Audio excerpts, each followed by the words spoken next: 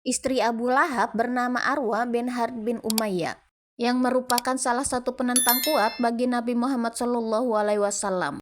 Nama populernya adalah Ummu Jamil. Ia putri dari Harb, pemimpin besar suku Quraisy. Garis keturunan tersebut membuat Ummu Jamil disegani dan menonjol di sukunya.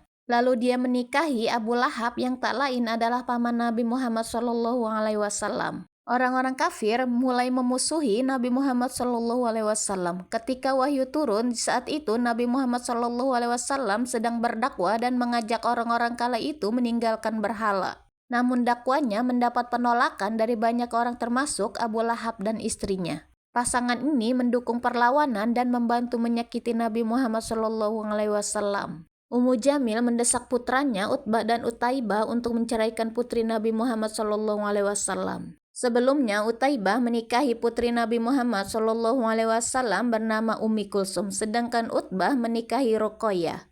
Ummu Jamil juga sempat mengambil batu dan melemparkannya ke arah Nabi Muhammad SAW dengan niat menyakiti. Dampak dari apa yang dilakukan Ummu Jamil dan Abu Lahab kepada Nabi Muhammad SAW diabadikan dalam surat Al-Lahab. Dalam Al-Quran, Allah Subhanahu wa Ta'ala mengutuk Abu Lahab dan istrinya. Dalam surah itu disebutkan kutukan Allah Subhanahu wa Ta'ala telah datang untuk mereka dan tempat mereka adalah neraka. Binasalah kedua tangan Abu Lahab dan benar-benar binasa dia. Tidaklah berguna baginya hartanya dan apa yang dia usahakan. Kelak dia akan masuk ke dalam api neraka yang bergejolak. Dan begitu pula istrinya pembawa kayu bakar atau penyebar fitnah. Di lehernya ada tali dari sabut yang dipintal. Bagaimana Abu Lahab dan istrinya meninggal, banyak riwayat yang mengatakan wafatnya Abu Lahab dan istrinya disampaikan bahwa Abu Lahab meninggal setelah peristiwa Perang Badar, di mana dia terjangkit penyakit yang tidak diketahui jenisnya. Namun Abu Lahab sendiri meyakini dia menderita bisul di perut atau juga kolera.